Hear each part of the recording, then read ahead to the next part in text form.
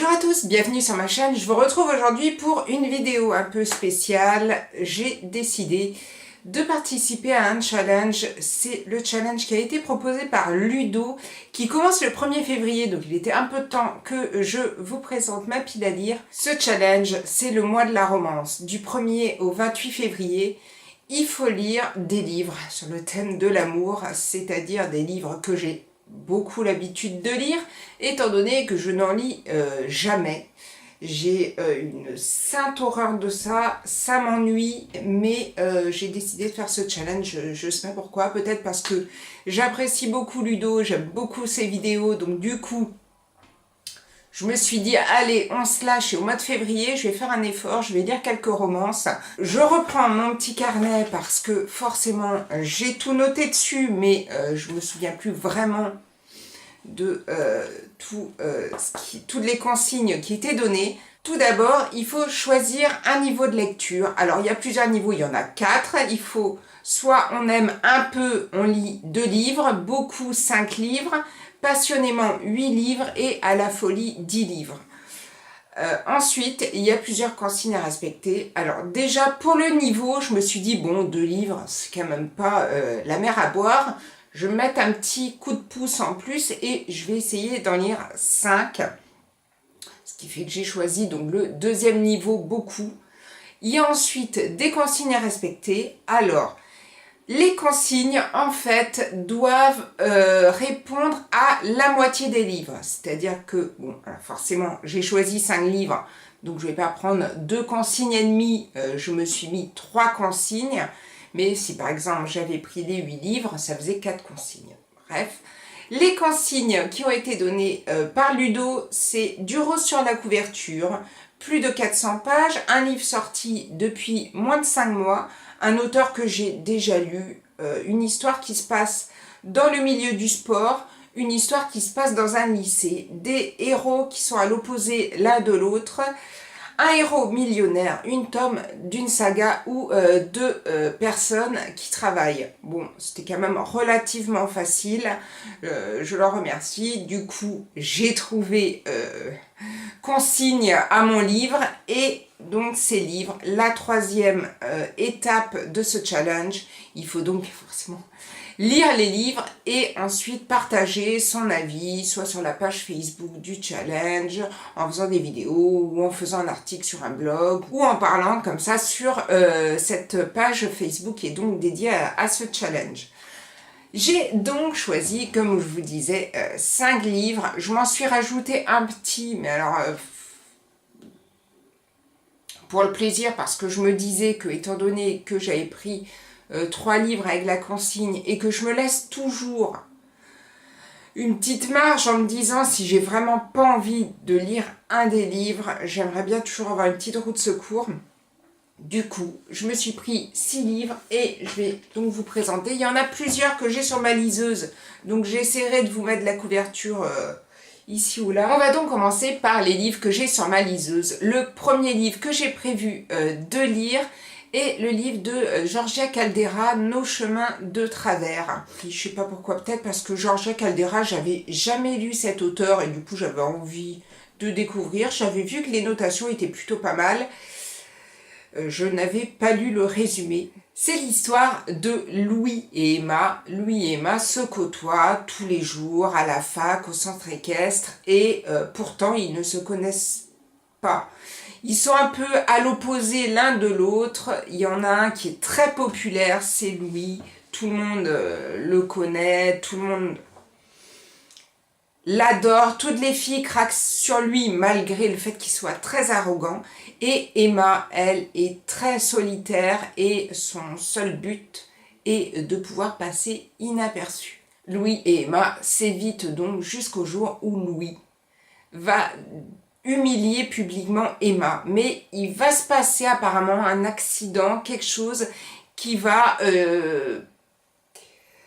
changer un peu la donne et peut-être lier plus ces personnages. Je n'en ai pas plus lu du résumé parce que je me suis dit, bon, ben voilà, j'ai décidé de faire le mois de la romance, fallait bien que je m'y attende. Mais le résumé, comme ça, ne m'emballe pas des masses. Vous avez dû remarquer que je réponds déjà à certaines des consignes, puisque ça se passe dans un lycée. Ce sont des héros qui sont un peu à l'opposé l'un de l'autre, voire beaucoup. Ça m'a un peu orientée sur le fait que j'allais sortir ce livre, et je vais le sortir, et je vous dirai mon ressenti.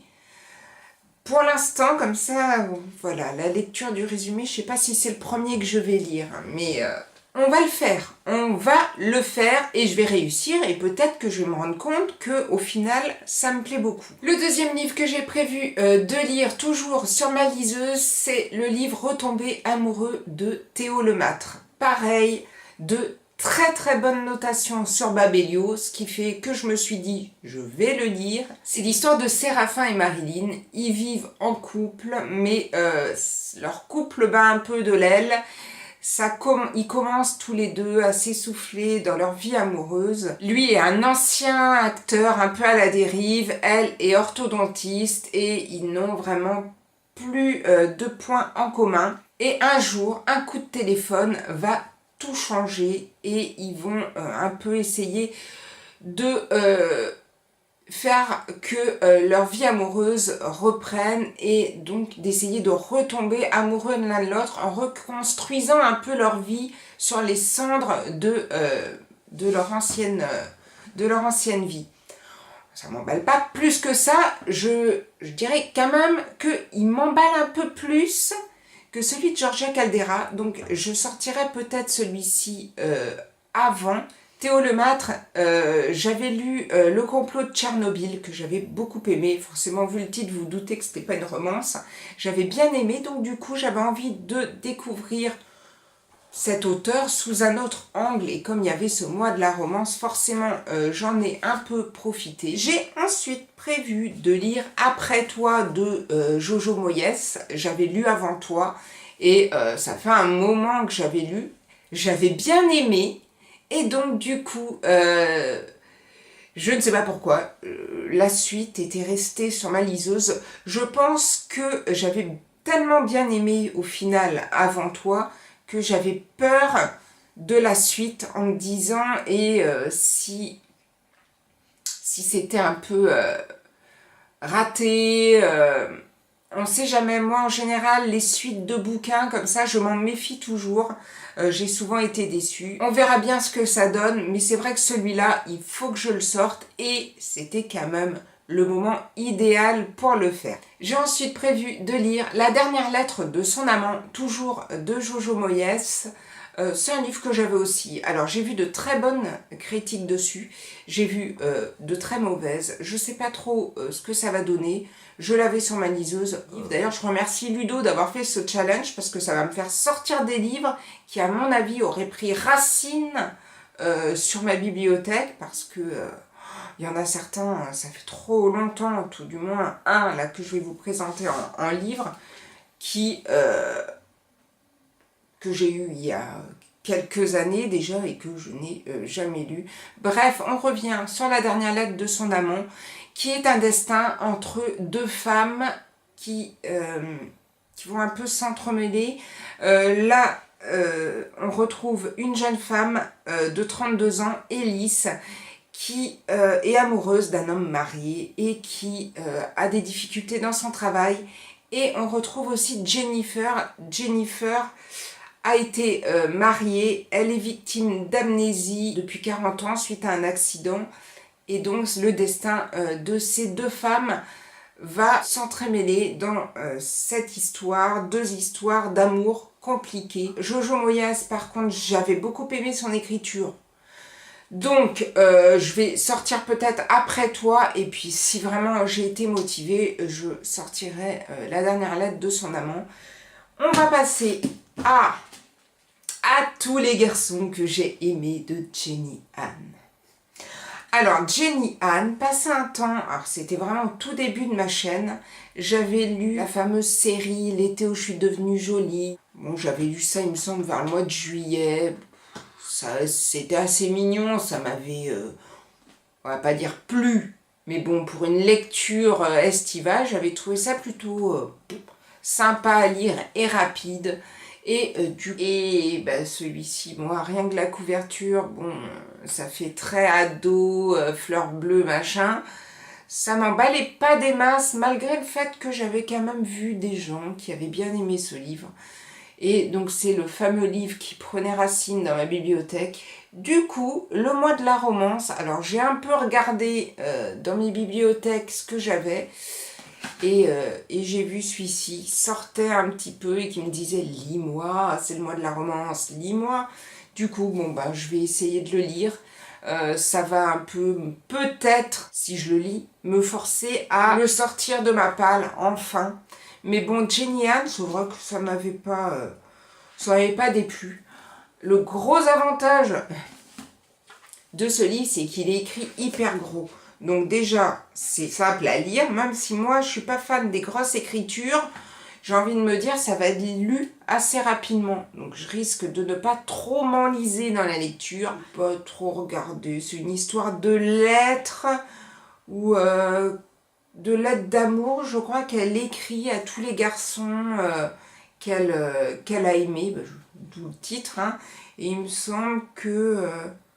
je sais pas, toutes ces lettres vont partir finalement, enfin, j'ai pas vraiment lu plus que ça. Et je me suis donc rajouté, comme je vous disais tout à l'heure, un 6e livre. Je sais pas vraiment en fait si c'est une romance ou c'est La pâtissière de Long Island de Sylvia Lott. Alors j'ai regardé un peu sur internet, j'ai cru comprendre que c'était bien une romance.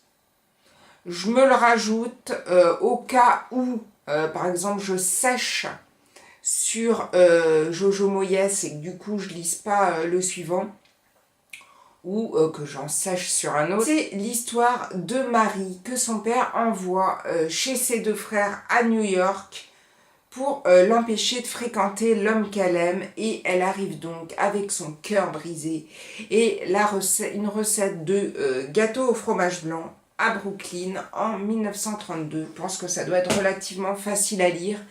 Et donc, on en a fini avec cette pile à lire. On verra bien ce que ça donne. Donc, au niveau des consignes, j'ai un livre... alors, il en fallait que 3 consignes. Moi, j'en ai bien plus que ça. J'ai du rose sur la couverture. J'ai un auteur que j'ai déjà lu, Jojo Moyes, qui fait également partie d'une saga. Et je peux continuer avec, comme je vous disais tout à l'heure, pour Georgia Caldera, ça se passe dans un lycée. Les héros sont à l'opposé l'un de l'autre. C'était quand même des consignes assez faciles à respecter. Si vous avez, vous, lu certains des livres que je vous ai présentés, n'hésitez pas à me donner votre avis, ça m'aidera peut-être à en lire un plus vite qu'un autre. Si vous faites le fameux challenge du mois de la romance, n'hésitez pas également à me donner les livres que vous comptez lire. Peut-être qu'on a des livres en commun. Si vous ne savez pas que lire pendant ce mois de février et que vous aimez les romances ou que vous n'aimez pas mais que vous voulez quand même vous lancer sur le challenge, je vous mets en barre d'infos la page Facebook de Ludo. Je vous souhaite de très très belles lectures pour ce mois de février et je vous dis à bientôt pour une prochaine vidéo. Prenez soin de vous. Ciao ciao!